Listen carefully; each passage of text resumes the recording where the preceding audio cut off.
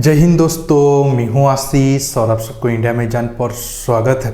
दोस्तों, अब अलग अलग देशों की एयरफोर्स में कई तरह का फाइटर एयरक्राफ्ट एक्टिव है।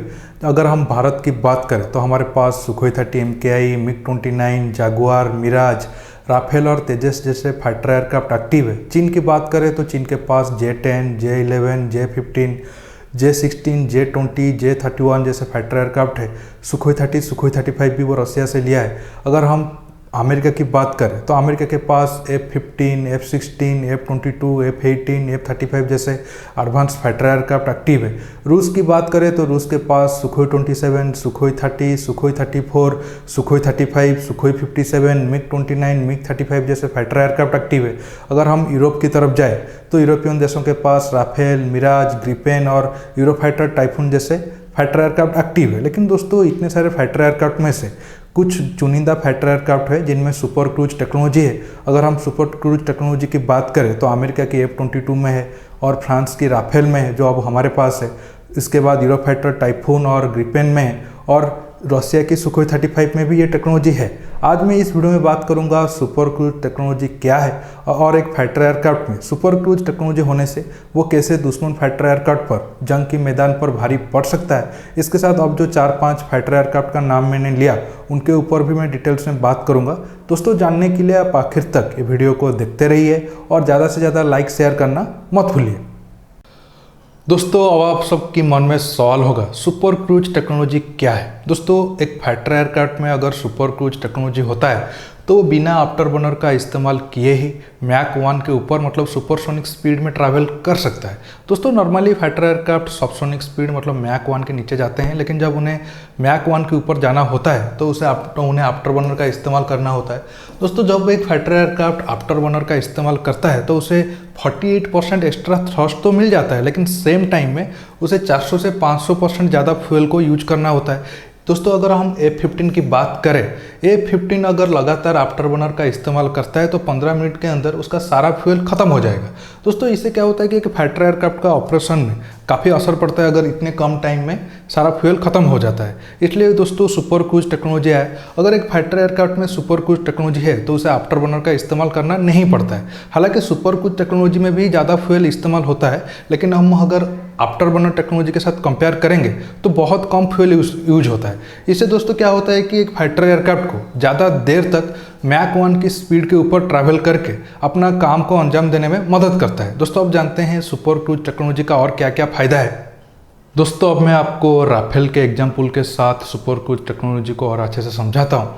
मान लो अब लद्दाख में भारत और चीन के बीच जंग हो जाता है, तब राफेल को ये काम दिया जाता है। तिब्बत में जो चाइना का इम्पोर्टेंट मिलिट्री बेस है जहाँ चीन का अच्छा हथियार तैनात है, वहाँ उस एरिया को जाकर तबाह करते हैं। अब राफेल जाता है और एयर टू ग्राउंड बम के जरिए या फिर मिसाइल के जरिए वो एरिया को तबाह कर देता है। तब चाइनीज राडार को पता चल जाता है राफेल उन पर हमला किया है और वो अपना एयरफोर्स को ये खबर दे देते हैं। तब चीन का एयरफोर्स राफेल को मारने के लिए आता है। मान लो J-16 राफेल के पीछे पड़ा है।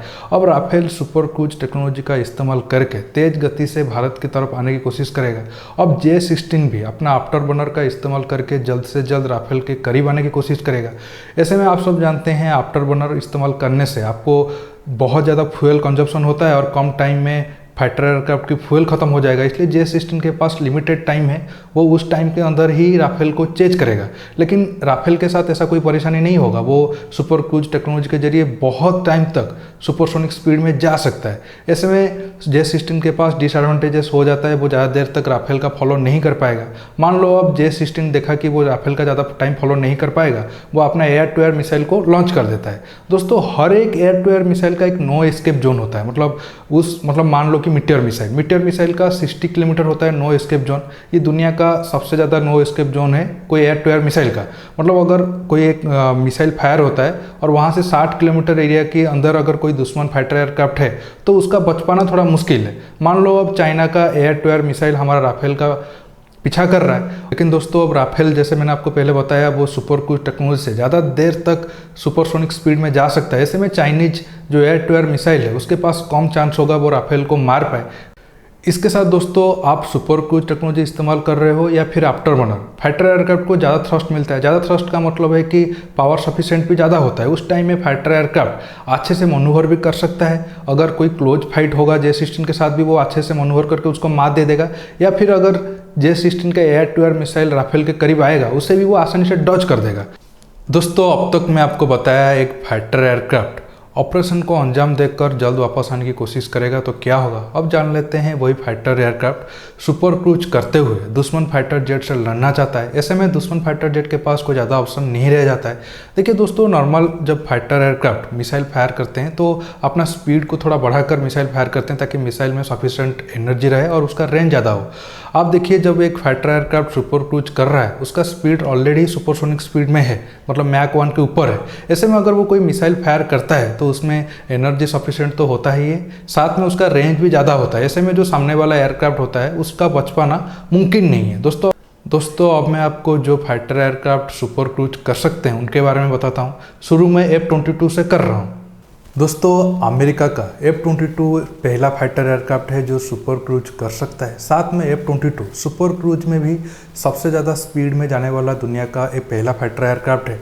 F-22 1.8 मैक से सुपर क्रूज कर सकता है। साथ में अगर ये आफ्टर बर्नर का इस्तेमाल करता है तो ये स्पीड 2.2 मैक तक पहुंच जाता है। दोस्तों F-22 में दो प्राट एंड व्हिटनी का F119 इंजन लगता है और हर एक इंजन 116 किलोन्यूटन ड्राई थ्रस्ट पैदा कर सकता है और 156 किलोन्यूटन आफ्टर बर्नर थ्रस्ट पैदा कर सकता है।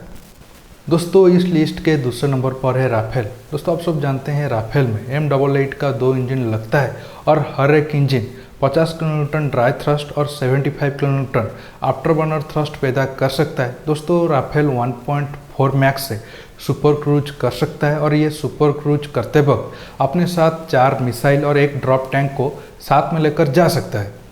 दोस्तों नंबर 3 पे है यूरोफाइटर टाइफून। यूरोफाइटर टाइफून को अमेरिका और रशियन फाइटर जेट को चुनौती देने के लिए बनाया गया था। माना जाता है यूरोफाइटर टाइफून मैक 1.2 से मैक 1.5 के बीच सुपर क्रूज कर सकता है। हालांकि ये अपने साथ कितना पेलोड लेकर जा सकता है इसका खुलासा तो नहीं हुआ है, लेकिन मीडिया रिपोर्ट की माने तो ये 4 एयर टू एयर मिसाइल के साथ मैक 1.4 पे सुपर क्रूज कर सकता है। दोस्तों यूरोफाइटर टाइफून में 2 EJ-200 इंजन लगता है और हर एक इंजन 90 किलोन्यूटन के करीब आफ्टर बर्नर थ्रस्ट पैदा कर सकता है। दोस्तों इस लिस्ट के नंबर 4 पे है ग्रिपेन। ग्रिपेन दुनिया का पहला सिंगल इंजन फाइटर जेट है जो सुपर क्रूज कर सकता है। माना जाता है ग्रिपेन मैक 1.2 से सुपर क्रूज कर सकता है। ग्रिपेन में F414 इंजन लगा है जो तकरीबन 98 किलोन्यूटन का आफ्टर बर्नर थ्रस्ट पैदा कर सकता है। दोस्तों अब आते हैं आखिर फाइटर जेट सुखोई 35 की तरफ। दोस्तों सुखोई 35 रशिया का पहला फाइटर जेट है जो सुपर क्रूज कर सकता है। मीडिया रिपोर्ट के माने तो ये फाइटर जेट मैक 1.2 से सुपर क्रूज कर सकता है।